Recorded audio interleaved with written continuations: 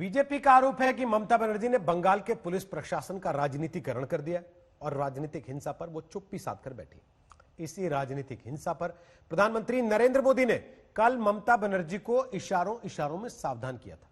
थोड़ी देर पहले मैंने पश्चिम बंगाल के बीजेपी के नेता और केंद्रीय मंत्री बाबुल सुप्रियो से बात की।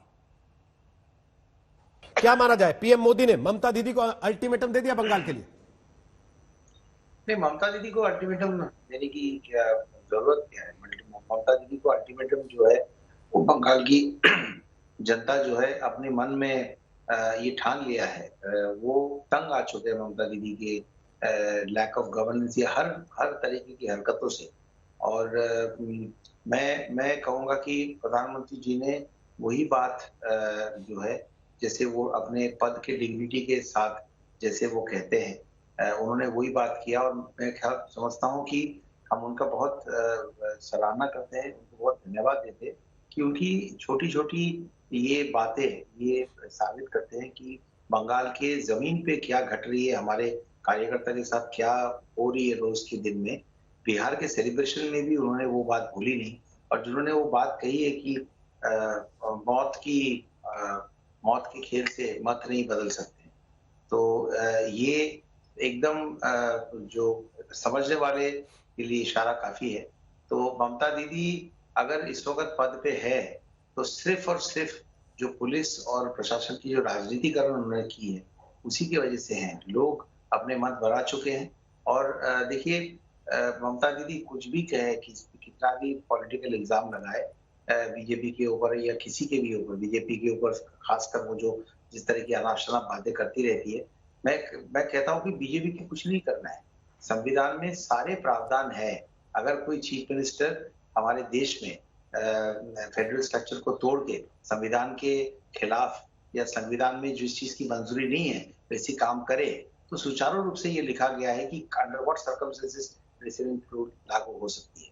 तो हम भी ये चाहेंगे, बीजेपी हिंसा नहीं करती है, लेकिन हमारे 130 से ज्यादा कार्यकर्ता जो है वो जमीन पे मारे गए हैं। और ममता दीदी या तो चुप्पी साधी है या मतलब साइलेंस जो है वो भी एक तरीके का बहुत स्ट्रॉन्ग मैसेज है कि भाई आप यही चीज करते रहो। और उनकी पार्टी यही हिंसा करती रही।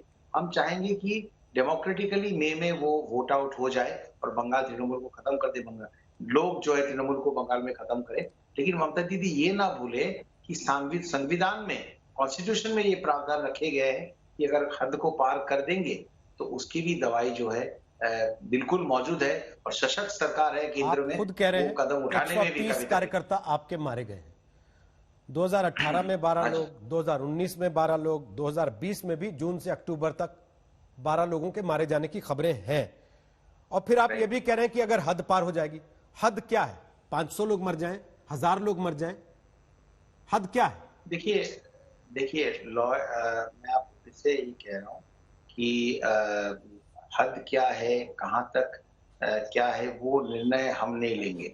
वो निर्णय हमारे पार्टी जो है कोई डायनेस्टी पार्टी नहीं है। हमारे पार्टी जो है अनुभवी और बहुत ही होनहार मोदी जी, अमित शाह जी, सारे सीनियर लोगों के पार्टी है जो जिनके राजनीति में अनुभव, कॉन्स्टिट्यूशन में ज्ञान पूरी तरीके से है।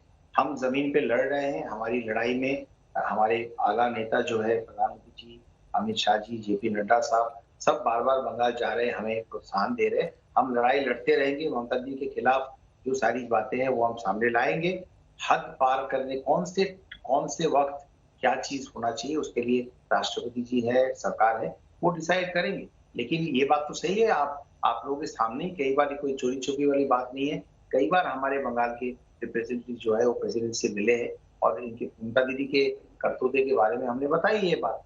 और ममता दीदी 10 साल में कभी भी चीफ मिनिस्टर के तौर पे अपने गरिमा को सामने नहीं ला पाए।